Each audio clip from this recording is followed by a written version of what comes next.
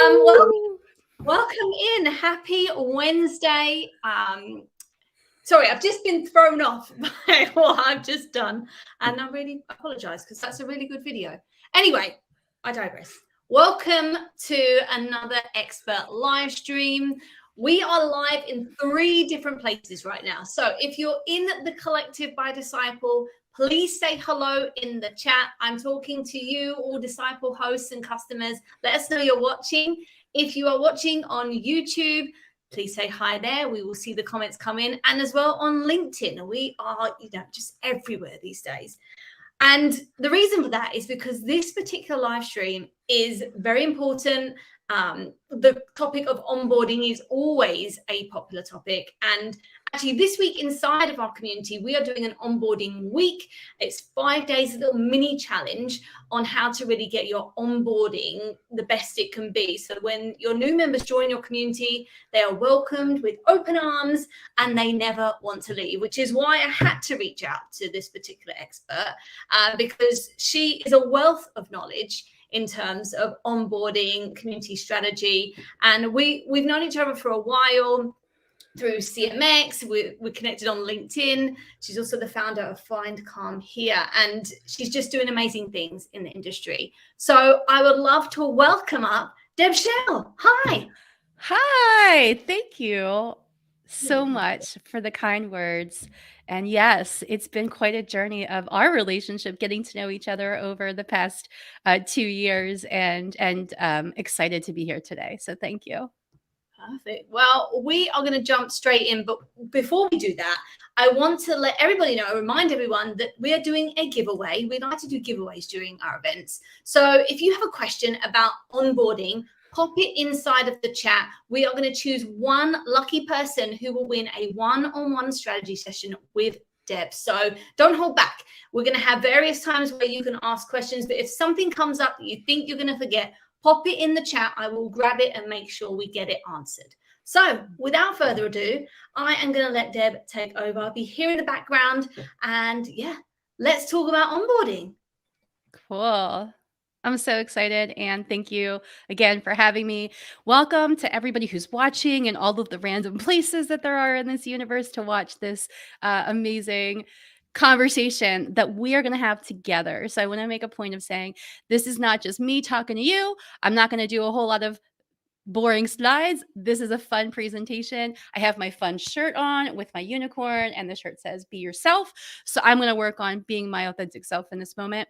And I hope you show up. And if you have questions, just throw them in those chats, like I said, because we want to talk and have a really great conversation. But first, what I'm going to do is I'm going to go through this pretty little slide presentation that I've put together that hopefully you're going to enjoy. And so the first question I'm going to ask of you is for you to tell us what you think onboarding is and why it's important to you. So I'm going to give you a minute to just kind of go in there and think about that. And then we're going to come back to it. But I want to just have you put it in the chat for right now. And we're going to come back to this. We're going to put it in from our chat box, but we're going to come back. So right now, Valentina, I'm going to check in with you. If you could just let me know when you see if any answers to this question, okay? But until then, we're going to move forward. So online community onboarding is the process by which a person is invited to an online community. So just how do you invite people? How do you welcome them in the door? It's like if you're at a party and you've been invited, or a club that you are a new member of, and it's just saying, hey, here's what we do, here's what we're excited about, and here's why I think you're going to love it here too. So the overall process by which a person is invited into an online community is what community onboarding is. And it looks like a couple people here said creating welcome and belonging.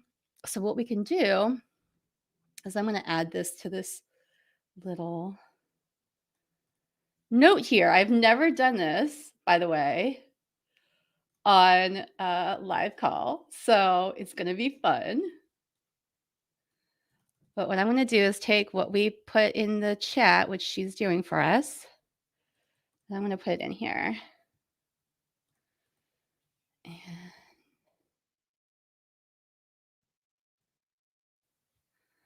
squish it. Okay, so creating a welcoming and belonging environment is one. Process of and journey of welcoming educational spaces is another one. So we're going to put that in there.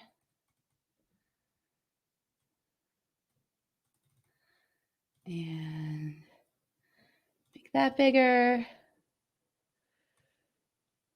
So we've got two things that we're going to fill in. We'll come back to this, but I just wanted to share a couple of your thoughts so that we make it interactive. So let me go back over. And why is onboarding important? So you've told me a little bit about it. And the other comment here was the process and journey of welcoming and educating your people into a space. And so I think one of the fun things that we sometimes forget about is how to make it fun. And so that's why we're here today is how do we make it fun? But it also offers us a way to welcome in new members and allow them to participate and let them know how they can participate. Okay, so she let me something in the private chat, and then there's another chat here. So give me 1 second. Get out of this for a second and see there's some comments. Hi, I see a past client here from New Zealand. Hello, Mathis. Hello from the Netherlands. We've got Czech Republic, and Mathis is saying onboarding is the first do or die step in encouragement or retention strategy. So that's great. I'll add that to our presentation here. So we'll slide back over to that box. I love that. That's great. Let's do that here. Thanks everybody for bearing with me for a minute here with all this, because I want to get all these cool things in here. All right, so onboarding a retention strategy, and then the other one, differentiate between social media, which is a good point of like what's different. So let me go over here and add it over here. I love this. This is great. So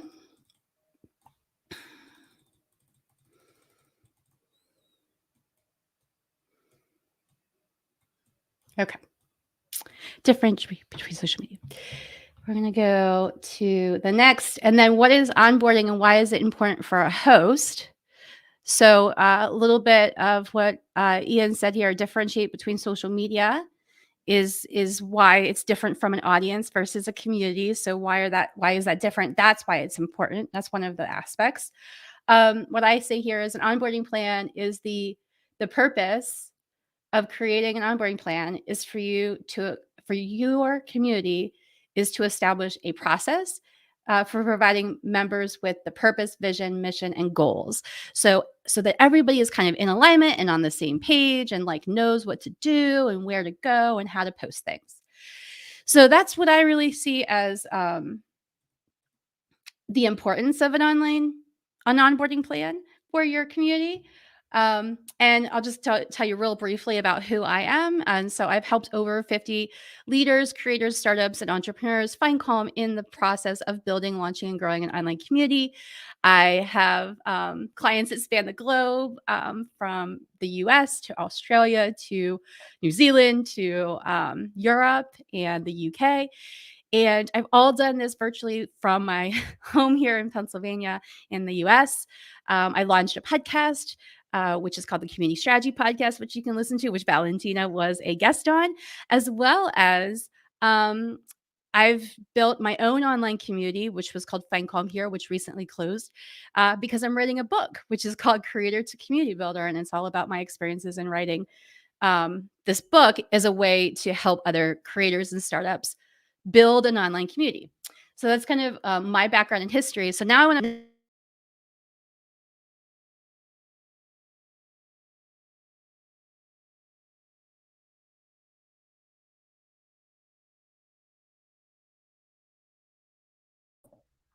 okay.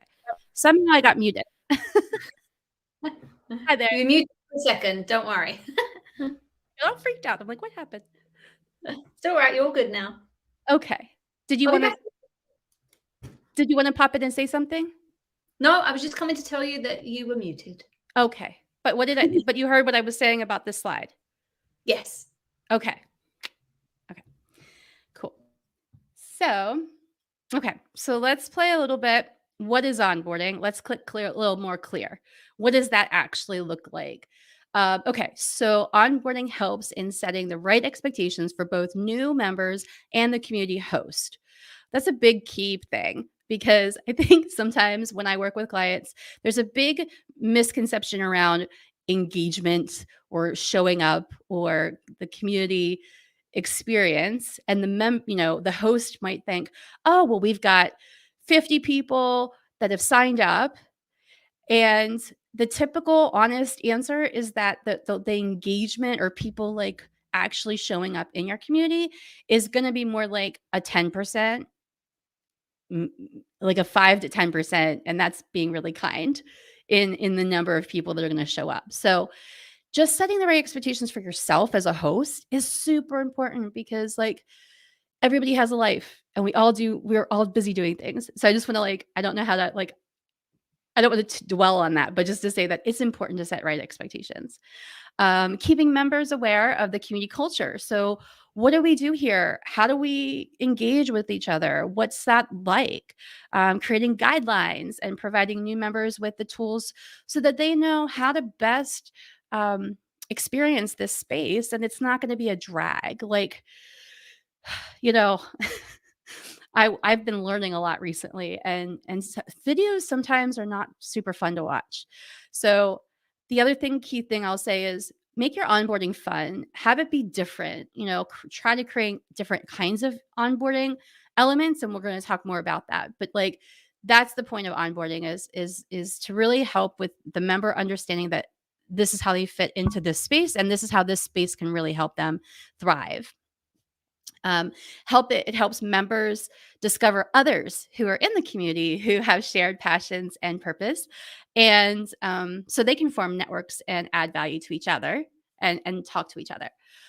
It also allows the community leader to make the new member realize the value of the community. And this is really important as a host. If you're having a paid space, you have to sell a couple times to get people. You have to sell them on your idea of the community concept. You also have to sell them on why to show up, and then you also have to tell them on why to come back. So there's a lot of education that has to happen throughout, and to remind members that this place is really valuable and here's why. So that's what onboarding can really do, and it can be really powerful. If you have an onboarding plan, I'd like for you to share that in the comments. If that's something you've already built into your system, if you already have an existing community, tell us in the chat what that, if you have an onboarding, just say yes or no. You don't have to go into depth on what the layers of that could be, but you could just say yes or no, or maybe I'm working on it. If you're in the middle of it right now, that's okay too. That's a great place to be too. If you don't have an onboarding plan, no worries. You're not behind. It's really a matter of just explaining and verifying and then going through these steps, right? Okay. So once we get some things in the chat, we can put that there. But we'll come back to that slide in a minute. I'm going to give you a couple quick tips about onboarding. So some of the top tips that I'm going to say for you, let's keep it simple. Creating systems that have really complicated things, elements to them, it can feel really stressful. So I really like to work on breaking things down into small chunks and then really keeping it simple. And simple doesn't mean it's easy, but doing your best to keep it as simple as possible. Aligning it with your community strategy. Not a lot of people, pretty much most of the people I talk to don't necessarily have what they would say is a community strategy, but they have a plan for how they want to launch their community. So just to say that a community strategy is also could be your community plan and how you decide to open up this community that you're building, who's going to be a part of it, what you're going to do inside. and then what the outcomes are that you are trying to reach. Is it to have a certain amount of members, which is, if you're a paid space, then there might be a math question to like how many people, but also like what's the purpose and the vision for it, and how does it connect with this onboarding? So like, am I making sure that my members are reaching the right areas inside the community that I want them to see? And why is that important to me as the host? So maybe it's a matter of you want to get them to take an action, and so is this onboarding helping them take those actions? And then just test it with new people, try it out.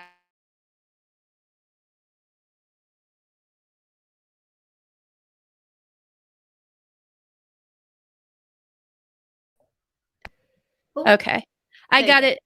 go. You're muted again, Deb.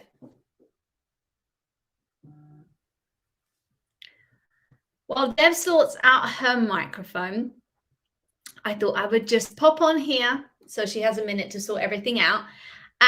Yeah, onboarding, super, super important. Simple is key. When I speak to a lot of our hosts here at Disciple and I ask them, what is the one piece of advice that you would give to a new host? They're like, keep it simple.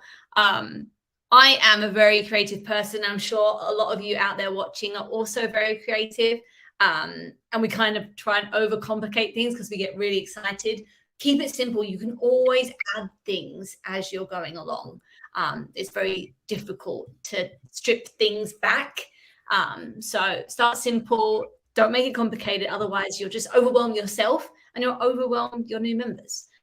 So that is my top tip of advice in terms of keeping it simple. Deb, are you there? I'm back. I think I'm back. You are. Great. Perfect. I'm going to pull some stuff from the chat so that we can add these to our text box. Thank you for that filling in of the time. My microphone was not cooperating. Okay, so that.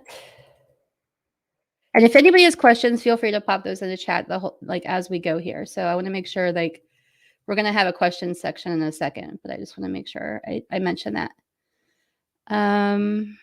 Okay, so we have that. Oh, okay, and there's some validating things. Okay, so let me close out of this. We can come back to this later. So I just went through top tips. And now we're going to talk about different ways that might look. So if you have a question about your current onboarding plan, or if you have a question about what I talked to this point, please feel free to post any questions in the chat. Onboarding. So onboarding can be fun. And that's why I really wanted to emphasize the fun today with my fun t-shirt and just making this presentation as fun as it can possibly be. So I have really developed this concept of making onboarding fun with my clients. And one of the things that I learned was helpful, that I got validation on from a client, was that they did a welcome party, which I mentioned, making this welcome party fun. So what a welcome party is, it's just an interactive way to invite members to join your community. I typically have it once a month. And then that way new members can meet current members, and maybe if a member couldn't get to the last welcome party, then they could come to the next one. So I would recommend doing this like on a monthly basis. If you're a membership model, obviously, if you have like a course or a program, that's going to look different for you. But just for this example, I'm going to give you some ideas about a reoccurring membership model. And so a welcome party is something I established for somebody else, and she said it worked really well for her.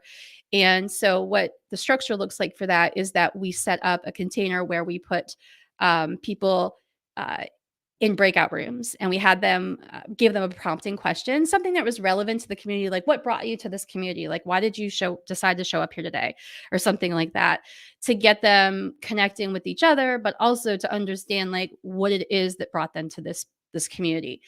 And then we have like breakout rooms, and then they come back. Now I use Zoom for this. Obviously there's different platforms out there. You don't need to use Zoom. You can do this in other functionality and things like that. But just to say that I like that kind of a concept because it's interactive and it creates this bond between people. What I would suggest, the only tool that I have for a welcome party is a Zoom call. So I would recommend using Zoom. Because that was what your question was. Do you have a specific tool to host a welcome party? And then the structure to that is like you do the prompting question, you have them go into like pairs, and then you bring, and this would be for maybe like a group of like 20 to 30. I think once you get into like above 30 people, this is going to be a lot more complicated. So it might be something that you rework into groups. If you have more than 30 people, if you're doing like 50 or 100 people, maybe you do groups of 3 or 4 or 5, something to that effect. So that might be a way for you to do something on a larger scale if you've got that big community. So the next one I'll talk about is the welcome. And if you have questions about the welcome party, let me know and I can clarify that more. The welcome guide is a couple different elements. So when I say a welcome guide, it's a step-by-step way to introduce people into your community. But this is a combination of tools. It could be the combination of emails and some notifications within your community using the app, the platform that you're using. And it could also be posts and things that you do with inside on like your dashboard or inside the community itself. And I typically recommend using a combination of these because people learn differently. So some people might really be interested in paying attention on their email, and other people are going to show up more on your in-person events on your in-person or on your community. So there's different ways to do the guides, but basically I usually recommend a smaller bite-sized approach to that of one thing at a time. Like, don't ask them to do 12 things on one email. The concierge approach is more, and I'm going to go into these a little bit more detail on the next slide. And I don't know what time we have or where we're at with time. Like I'm looking at the clock, but, and then the other one is a concierge, which is a tour where you have a one-to-one call. So this is just one person that you're talking with, and you're walking through the login process of the platform. You're walking through what's going to best benefit them. Thank you for the time check. You're going to walk them through the benefits of the community, what they can get out of it. You're going to answer questions that they might have about time frame. Like maybe they have a busy month. We're in the month of, as of tomorrow, in the month of December. In your community, you're going to probably see a drop because the holidays are a busy time for a lot of people. I don't know, some people might be in different countries, and so they might not have that experience. But in the US, where I'm based, it's a very busy time because people are trying to get to holiday parties and trying to navigate difficult family conversations. and there's emotions and there's like feelings and gifts giving and all this stuff. So there's a lot of stuff that happens in December. Being aware of that and knowing, okay, so it might not be a great approach to like launch something in December. Just knowing that. And if you already have something going, like an existing program, honor that holiday. Tell people like, no worries, like we get you that you're doing stuff with your family. Feel free to pop in and out when you have time. Like understanding them is going to help you go a long way with understanding like how people show up. So the concierge approach is really more for like smaller size communities. If you have less than 50 people and you're newer to community building, that you have the time and bandwidth in your schedule to be able to talk to people one-to-one. This is not for everybody. If you are, really time crunched and you really, the welcome party would be a better solution for a group setting if you are not able to do the concierge. But I would say some people, not everyone, the concierge is not for everyone either. So I think it's a matter of, discernment to say, to when you're communicating with the person, to ask them, what's the best way for me to communicate with you? Or overall, if you're talking to a group of people, here's how we communicate in this space, depending on the frameworks. So I'm looking at the chat, and actually, it was the welcome call refers to. Do you have a specific tool? Okay, so one approach we tried was hardly was anybody who was showing up. Okay, and so the welcome call refers to the concierge comment. I got you. So you were actually doing a welcome party or a welcome call, and you weren't having success with that, is what I'm hearing from this comment. If it's wrong, if I am assuming wrong, just let me know. Yeah, which means that you might have to go to the concierge approach of reaching out individually to people and saying, hey, I'd like to set up a time for us to chat so I can get to know you better and your needs and best guide you to how this community is really going to help you in whatever the current challenge is, whatever this problem that the community is solving. So in a community concept and community strategy, we talk about what problem this community solves for people. So it really depends on what your community concept is and what problem you solve as to then what you'd approach them about. But obviously, once you know those things, then you could approach it differently. So if there are any questions, let me know. I'll just keep going. And then if you do have more questions, then Valentina can stop me. So the welcome party, I explained that a lot in detail earlier, but just to say that this is a party I would like to see happen in a community pretty much on a regular basis. When I was a member of a community, it worked really well to do it once a month with a membership model. If you're doing a coaching program or a mastermind program or something specific to like a time setting, like a 90 days or 6-month program, obviously those people, are going to be in the program for that period of time. So you're not going to have new people joining all the time. And in that scenario, you would want to have the welcome party be the first meeting you have with these people before you go into any content. For example, I would not make the welcome party the same as your first workshop call. So if you're doing like a coaching program and you have a workshop portion or you're going through some kind of content like a course, I wouldn't try to do this and that. I would suggest that you set up a welcome party as a separate of itself event that they get to really dedicate time to building relationships with each other. And then you go into the content, in your next time you gather, whether that's like a course, office hours, or something like that. That's what I would recommend as far as if you're doing a timed program, like a 6-month training program or a certification program or whatnot. But I think most people here are probably doing some sort of a recurring membership model, meaning you'd have new people coming in all the time. And that's why it's good to have a monthly thing. So that way, every new month that somebody new joins or every month that you have this welcome party, like people who couldn't join like last month, maybe because it conflicted with something, maybe this month that they can get on our calendar ahead of time so they can block it out and go. So that's that.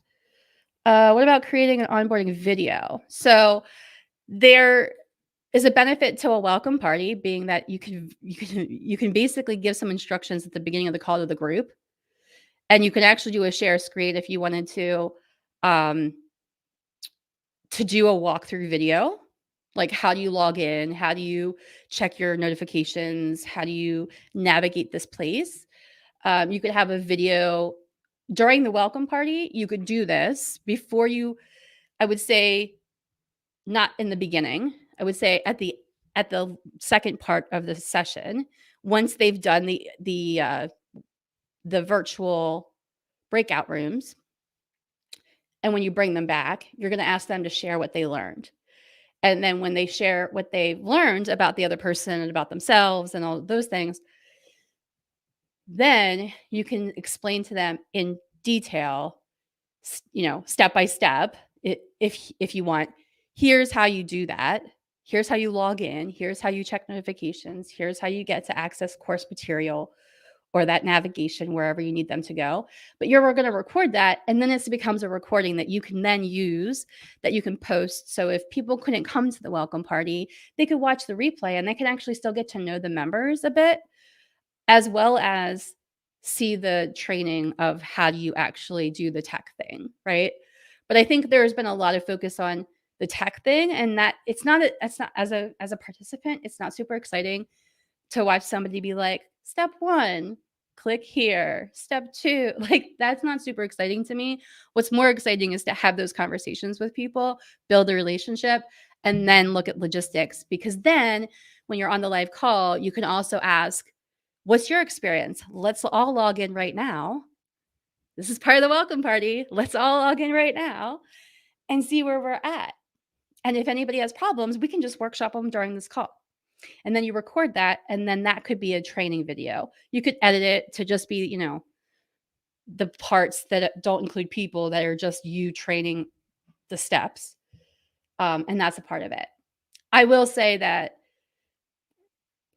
not everybody loves to watch a video or a recording, which is why I emphasize doing slide presentations, or kind of when I talk about the welcome guide. Here's a couple examples about the welcome guide that I'm going to give you is prompts that you're going to put in the community, as well as messages you're going to send in emails, as well as a video. So on top of the video, you're going to have, if you don't like videos, here are the screenshot steps. If you don't like looking at screenshots, here's the written step-by-step instructions. And then that really identifies, one of the past workshops I did on onboarding with my community members last year was talking about learning styles and how so many people learn differently. And so when you're learning differently, you're really saying, okay, you might not learn by a video. So here are screenshots on step by step. And I learned this basically, this was validated by a client I worked with. And when we were developing her onboarding, members were getting lost or not wanting to watch the video. And so what we learned was screenshots were best for her members. And we also learned that there's a difference between the mobile and the desktop versions of the platform, which is true, I think, for Disciple. So that would make a difference on how people come in. So I do want to make a point to say that if you're a mobile customer, make sure that everything makes sense for those mobile users, to how they would experience it. So that's one big thing we learned was there's a different experience when you're doing something on your desktop versus a mobile. And so the quick little short things like these start here things are good for posts inside your community. And also could be an email, click here. It's a very short basic message with a click here. Thanks, Valentina. She says, Disciple Console, you can see how many of your members are iOS, Android. Nice. That's cool. So that should help. Yeah, for sure. Yeah, knowing what your members' devices are is super important too. Where they're at, because then you can create content that's really engaged for mobile versus desktop. I know all of my members in my community, they pretty much all were on desktop. So I was creating content that was with that in mind, of thinking, okay, they're looking at their computer. They're not on a mobile device most of the time. But that might be the opposite for your customer, which was true for my client. All of her people were on a mobile device, which is a different experience. So yes, devices are important. So I give some examples here about what your onboarding welcome guide could look like. Just really simple. We're thrilled and making sure that they're valued. We're thrilled you've decided to join us. Get started exploring, and here's all that you can do here. And then maybe that start here button, is that maybe this is an email and they click on it, and that start here goes to a space that you have inside the community that's dedicated to guidelines, or that's dedicated to a start here post that you've created inside your community. And then just asking them to take action in different sequences. So the welcome post would be something separate than an introducing post. Maybe day one, if you were doing an email sequence, day one would be email sequence. We're thrilled that you're here. Get started, start here. Then the next message, maybe that would be in 2 or 3 days from now, would be, hey, we're thrilled you're a part of our new, now they've joined and they're a part of it. And we're excited to meet you. So sign in and tell us what brought you here so that we know who they are and why they're here. And then maybe in a day or 2 or 3 days, we send them a message that says meet our members. And that link goes to the member directory so that they can start to see who they might want to chat with. So those are some tips about just different ways to create these welcome guides. And like I said, it could be an email. And I typically recommend with clients that it's a combination. It's you do some email notifications, you do some in-app notifications, And then you also do some just personal messaging of reaching out. If there's some like hard to get people that they're really not, you feel like they're not responding, you might just want to reach out. And this is part of like community management of just saying, we all go through tough times and we all have a lot on our plates. So if somebody is not interacting like right away, or feeling like if they're posting about being behind in a course or something like that, that might be a time for you to reach out to that individual and say, hey, on a personal level, I hear you. I validate what you're saying or not saying. Like, I understand that you might be going through something. Please let me know if this community can help at all. And it might be that a family member passed. It might be that, they've just been so busy at work, they haven't had time to check in your community yet. Maybe they are confused about the platform and are trying to figure out like, where is the right place to go? So that gives you an indication of like personally reaching out. And it might have to be an email, because if they're not active in the community, this is another, like, I don't know, Valentina, if you want to answer or chime in here about the notification systems that you have set up in Disciple, but sometimes people turn notifications off. So you also have to be aware that even if you send them a message in the app, they might not see it. So there might be other ways that you might want to reach them. And I see that there is something in the comments about the direct messaging, which can be really effective. Yeah, you're right. Some people do turn off notifications, and it's very frustrating. So yeah, email would be the go-to kind of next step.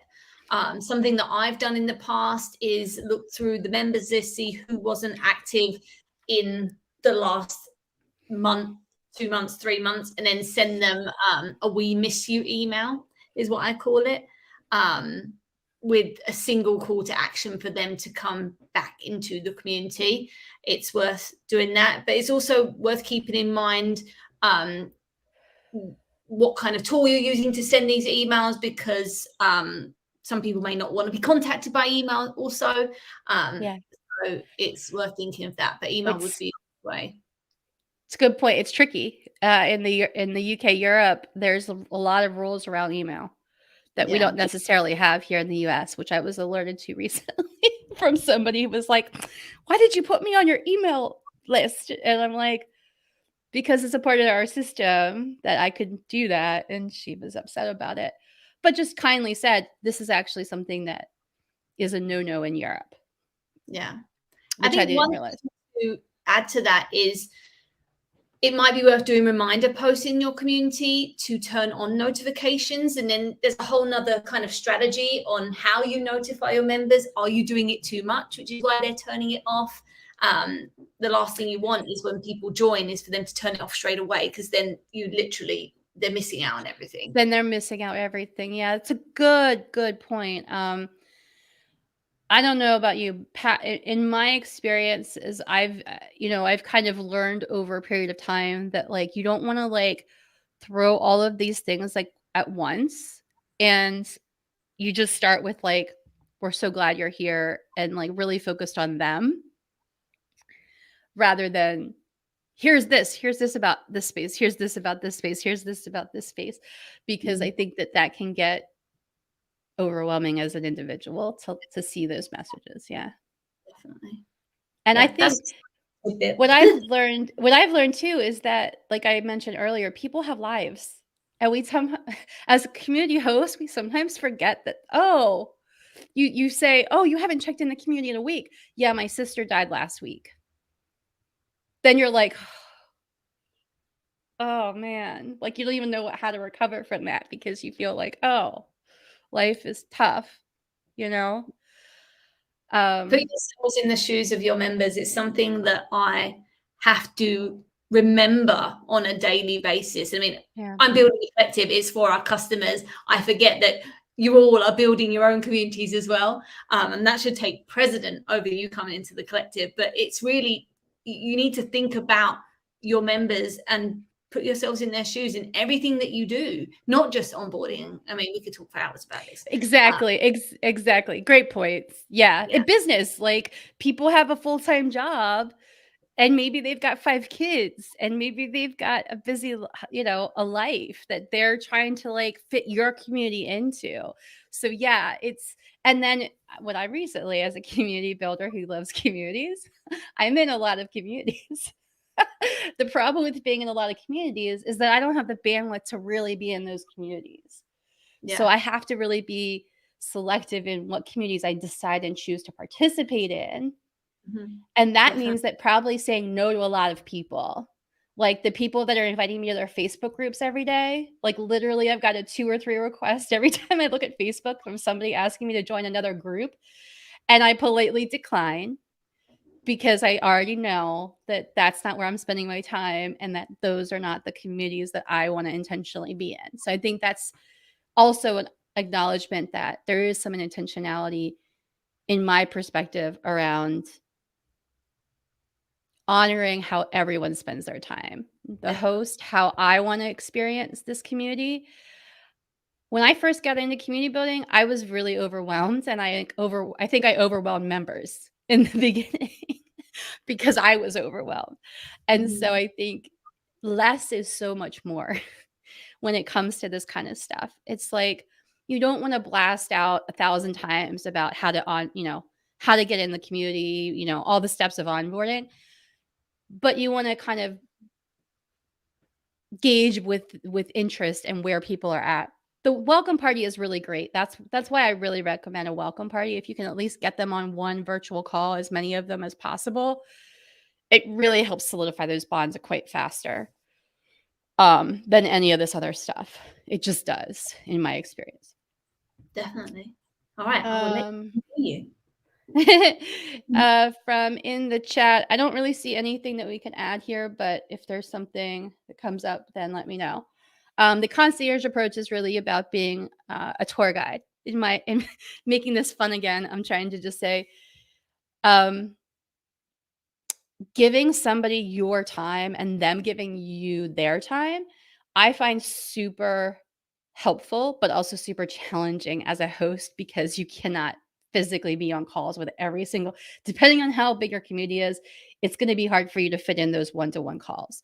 Now, if you have a really high level mastermind, for example, that you sending them through a qualification or something like that. Thank you, Valentina. Then, you probably don't have 50 or 100 people. It's probably like 12 people or 10 people or something. And so that's more feasible for you to do this concierge program. And it also validates like your time is worth the investment for both of you to make sure that you're both getting the needs that you have for them to understand what the community is for and for them to understand how they can interact within it. It'll give them a firm confidence in knowing. And how I run those calls is really an approach of here's how, going through like the login process and this, here's where the notifications are. You can give them some tips on the notifications, like make sure you keep the notifications on, but just kind of be intentional around your notifications. Like, if you know that you're a person that gets really triggered by a red dot where notifications are, then by all means, then like take a time and just go through your notifications at certain periods. Like set up a block of time where you say, okay, I'm going to check on the community at this time. At Tuesday at 4 is when I check in with this community. It also gives you a chance to get to know them better individually, and gets them to know you better. And it also gives you the opportunity to understand and validate that this community is going to be the right solution for them and they're going to be willing to participate. And when I say participate, I mean show up on virtual calls, post from time to time in the community, share and connect with other people. Like if they don't have that time, the time is a really important factor. Like for somebody to know, hey, Deb, if you want to join this community, that's great, but it's going to be about a 2-hour a week commitment. That's a lot different from somebody saying, hey, Deb, you want to just pop in this community whenever you have time. And that means to me that I could pop in on a Friday at 9:00 at night and just check out things versus somebody who says, Deb, this is going to be 2 hours of time a week, means it's a course, means I have to like literally intentionally block out my time for this community. So I think when you're talking about onboarding processes, being clear on the expectations that you have for those members, as well as the expectations that they have, and making sure that if you have a one-to-one call, that those are addressed. If there's any questions, let me know. I have a 3 Ps model that I was going to share just to keep it fun again. Personalize, really making sure that you're personalizing these messages. When I say personalize, I just mean like put their name in front of like the sentence. So say Deb, and there's software that you can use to like use this when you're building an email, or if you're sending a message, obviously you can just say, "Hi Deb," da da da. And then like personalize in the concierge that we just talked about was really talking about let's have a call so we can personalize this community experience for you. And then practice it, like just practice how the onboarding is going. Ask the members if it was helpful, if it was clear, if they understood everything, what didn't they understand. And then play around with it. Like I said, like have the welcome party, try different things, maybe, try to go different ways and try different things. Maybe a welcome party doesn't work. So you start doing more focus on concierge for a while. Do concierge for a while, and then maybe that starts to pick up, and then maybe you do the welcome parties again. Maybe after the welcome parties, then you go to like doing the guide stuff of the step-by-step things, because your time is more constrained, and so you need to like adjust that, or the community that you're leading is more strategic, and so they like a step-by-step approach. So just try different things, and that's it. We have question time, and any final thoughts, Valentina, if you had any final questions or thoughts that you wanted to ask? So I'm just checking in the chat. We don't have any questions, but if you do, drop them in now. This is your time to ask Deb anything about onboarding. I mean, for me, you've said everything that I would have said. As I mentioned, we are doing this onboarding challenge inside of the collective right now. And today we actually focused on creating that space for introductions. I feel like that is really important because you can have the profiles of your members, which hopefully they give you a little bit of information about them. But let's be honest, who goes into those profiles and tries to understand more about their members? It would be so much better if they could just introduce themselves. So that is something I find really helpful, because that helps me as the host create content, connect them with other members. So that's something I really like. And actually tomorrow, day 4 of our challenge, we are going to be talking about participation and acknowledgement. Once you've got all the onboarding bits in place, it's not just a case of letting them automatically go out. I mean, it's great if you can automate them, but you have to really get involved. For example, if someone introduces themselves, you need to come back to their introduction and ask a follow-up question. Thank them for taking the time to introduce themselves. That first contribution to your community for some people is a huge step. We don't necessarily understand that because we are in our communities all the time. It's like, what do you mean it's hard for you to post something? Because we're doing it all the time. So make sure that you're really trying to encourage your members to make that first step and then continue to move along and comment on other people's introductions, get involved in different discussions, or even better, get them to post a discussion topic of sorts. And that's why I think participation and acknowledgement is so important, in addition to all of the kind of strategizing parts of your onboarding, in my opinion. Yeah, and I think so. Matt says about could we combine all 3 methods? Sure. Do you have a team? Because that's going to require a team. I'm going to tell you right now that as a solo entrepreneur, you might not have a team or staff. And so I want to make a key point to say that as an entrepreneur, sometimes you want to have all the shiny things and all the things in order.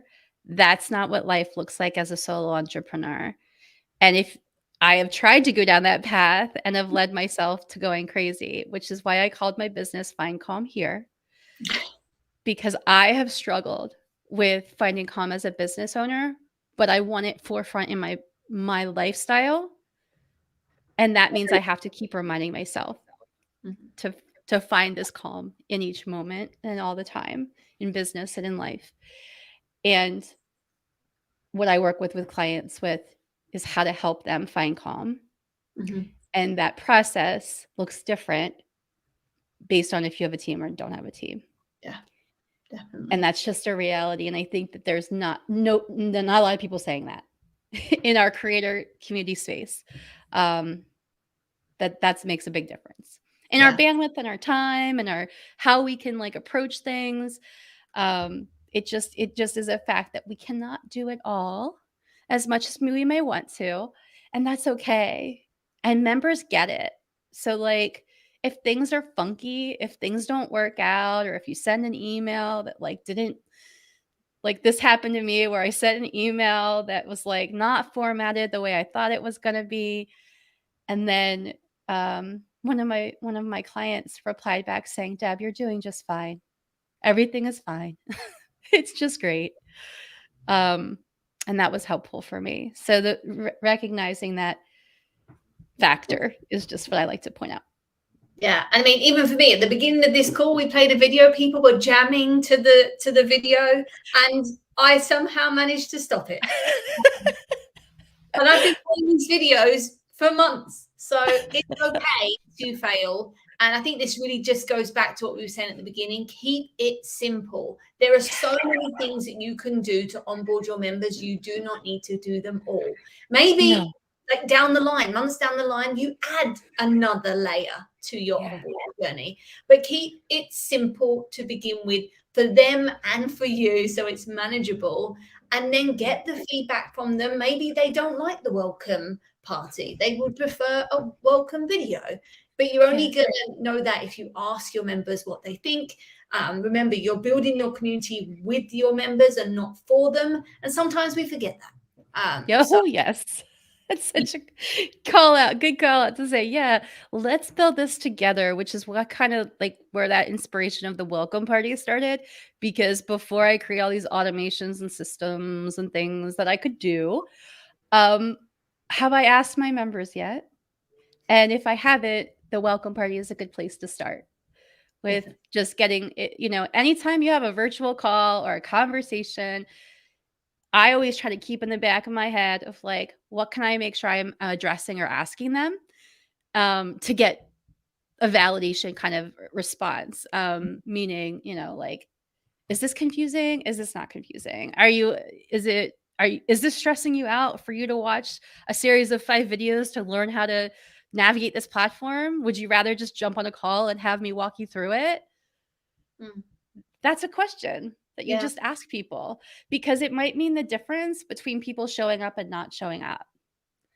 And in this world that we live in, if it's not like this easy, like if I can snap my finger and it doesn't actually like magically happen, there's this instant barrier for people that I'm learning of like, oh, I have to figure something out now. Now they're in like mode of, okay, I have to click here. I have to read this thing. I have to do this thing. And then they get in this mindset of like, oh, this is hard. I don't want to do this. And I'm going to walk away now. Yeah. And their doors just close and that's it. Like you the opportunity. Yeah. You've lost the opportunity. And it takes a lot more time to get back to them and get them into this flow that you want them to do, because humans are humans. They're just people and they're busy and they're stressed and they're just, so we can create all these beautiful systems and then people come into play.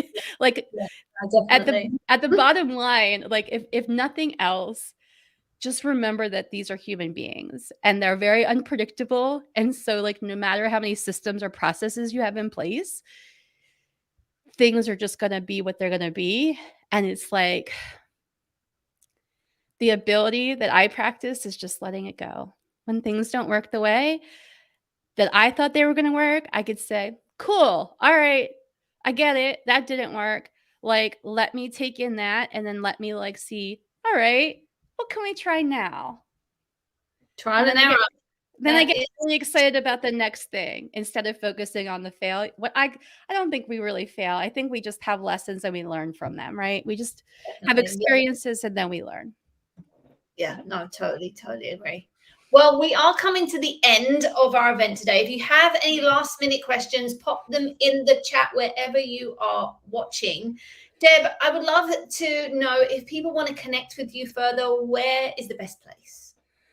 Find Calm Here. So on my picture here, it has Find Calm Here. So if you go to findcalmhere.com, all the things are there, and the tab at the top, you'll have links to get to my blog, the Community Strategy podcast, as well as the book I'm writing, The Creator to Community Builder, as well as if you want to schedule a call with me or send me an email. So all of those things are there.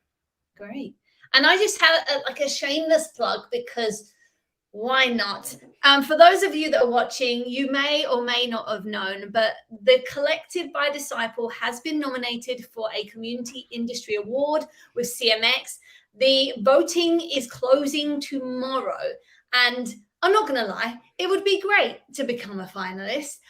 So we need some more votes, and I think we could get there. So if you are enjoying this live stream, if you are part of the Collective and you've got any type of value from what we're offering, please vote for us. I am popping the link inside of all of the chats now. You don't have to vote for all of the categories, but there are so many other great companies building communities, so many other individuals like Deb out there that are doing amazing work in the industry. If you see a name or a company that you recognize, vote for them, because this means a lot. You get a trophy. And who doesn't love trophies? So yeah, the voting closes. Well, it's not tomorrow, it's on Friday. But please just take a few minutes if you can to vote for Disciple Media. We would be hugely grateful. And I'm just checking back in the chat. Mark says, can you vote more than once? I don't know how to answer that question. Yes, you can vote more than once. I wouldn't use the same email. I don't really know how to answer that question. Maybe you have a partner or a friend that would also like to vote. That is a way of voting. But yes, I would love if we could vote more than once. But that's my answer to that question. I hope that's suitable. But I don't have any other questions. We will post the replay for this inside of the Collective. It'll also go up on YouTube, and it's already on LinkedIn. So if you do have any more questions for Deb, let us know.